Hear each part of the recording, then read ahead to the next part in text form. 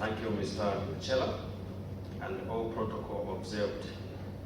So I'll take you through briefly the documents which will be required at the nomination center.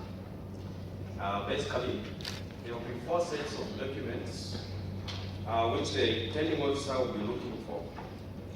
And this is the nomination paper, the affidavit, the declaration of assets and liabilities, and lastly, the declaration of compliance with the Electoral Code of Conduct. So for the nomination paper, this is the direct product of the amended constitution, and it has to be completed by the presidential candidate and the running mate. The nomination paper is in 3 parts, part A, B, and C. The information which is in part B and C will apply to both the presidential candidate and the running mate. And this relates particularly to the 1,000 supporters and the election agents, meaning that the running mate will not have to provide his or her own 1,000 supporters or his or her own election agents. In addition, the amended constitution provides that the nomination paper must be accompanied with an affidavit, and this affidavit contains a summary of all the constitutional requirements under Article 100 which a person must meet before they can seek to stand as presidential candidate. And so the following documents should be attached to the affidavit, and this is mandatory. Being a constitutional requirement, this is mandatory. If an affidavit hasn't got this attachment, then this is fatal. It will defeat that nomination. So these documents should be attached, and there should be copies only. The first one is the NRC. A copy of the NRC must be attached, and this will be Appendix 1 to the affidavit. The next will be the voter's card. The next will be the grade 12 certificate or a higher qualification. The next will be a copy of the tax clearance. Because this is not a personal document, the commission will require the actual and the original copy of the tax clearance. Because for NRC, voters' cards, grade 12 certificates or higher, these are personal documents which one cannot surrender to the returning officer. But for the tax clearance, they should come with a copy of the original document of the tax clearance as issued by the Zambia Revenue Authority. And it takes about 7 days, and hopefully this has already been done by all the candidates. And then the last document, which will be attached to the affidavit, is the statement of assets and liabilities. This should also be an original document. So the statement of assets and liabilities should also be the very same with the original, the actual statement, not a copy, not a photocopy. And now, in addition, all these documents, on the day of nomination, it is better you come with the original copies. The NRC, the actual copy, the actual, there's a bit of semantics, yes. Come with the actual NRC, the actual voter's card, the actual grade 12 certificate, or is it a diploma, or a tertiary qualification, or a degree, or a master's, or a PhD. Then the actual tax clearance, the actual statement of assets and liabilities. And then you must come with copies, because the copies will remain with the commission, with the returning officer. And then you will return back with the original documents. Now, both the presidential candidate and the running mate must complete the affidavits separately. This is because both are candidates in that election. So each one must come with all these documents.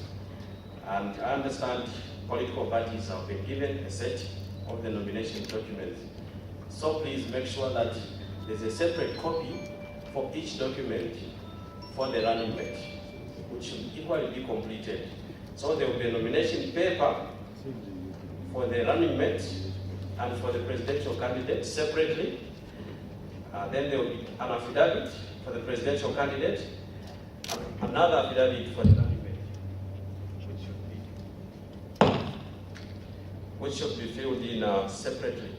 Now, this affidavit, because you will be swearing, making an oath, and if you don't believe in making an oath, at least you will be affirmed. So this has to be actually done on the appointed day before a commissioner for oath, who will be available at the nomination center. Meaning that you do not have to pre-sign the affidavit. This you will do after taking an oath before the commissioner for oath. And also even for the nomination papers, it is better you pre-fill them, but the actual signing should be done on the actual day before the returning officer. A further document, this is the third document, is the declaration of assets and liabilities. There is a specific form for this to be completed by the candidate and also by the running mate. The assets should not be combined into one statement for both the candidate and the running mate. They should be done separately. The running mate should have their own declaration of assets and liabilities, and the square one for the presidential candidate. Then the fourth document is the declaration of compliance with the Electoral Code of Conduct. Under the Electoral Act, it is mandatory for political parties to make a declaration and undertake that their political party, their supporters, and their members will all strive to observe the Electoral Code of Conduct. And so, there should be a declaration, a written declaration to that effect. It should be pre-filled by both the presidential candidate and the running mate, but both should only be signed on the actual day appointed for nominations before the returning officer. Similarly, the Secretary General of the political party who is sponsoring the candidate should fill in this form as Chief Executive of the political party. So these are the constitutional and the statutory forms which should be filled in. Failure to submit any of these forms is fatal to the nomination. And once the nomination is closed, then the candidate will not have a chance to resubmit these documents. And then candidates should ensure that already their running mates do qualify, they meet all the requirements, because if a nomination is only valid for the candidate, but is invalid for the running mate, that has serious consequences also, because under this new constitutional arrangement, a presidential candidate cannot decide to stand alone without a running mate. So if the running mate, the details for the running mate are incorrect, they are so disqualified, it has a telling effect on the validity of the wholesome nomination. I cannot say it for now what will happen, because that is the preserve of the returning officer on that day appointed for receipt of the nominations. So Mr. Chair spoke about the nomination fees. There should be this document. Both parties have all paid for this. And now the last document, this is the letter of sponsorship. It is nicer if there is a letter of confirming sponsorship. This is settling in the event that there are disputes in parties. The returning officer has to have conclusive evidence who is the rightful candidate and running mate from that political party. So when issues are settled within a political party, there are no issues here and there, this may not be a requirement, but where there are issues for consideration, it is a must that this letter should be submitted. I thank you.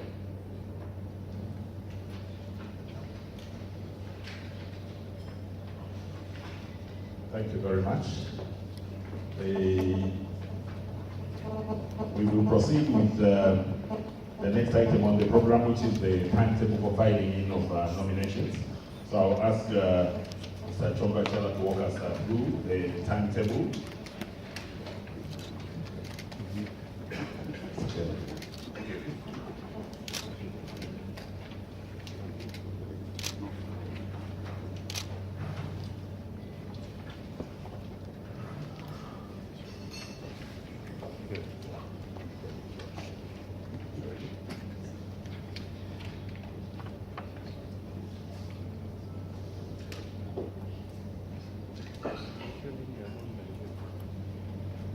Thank you.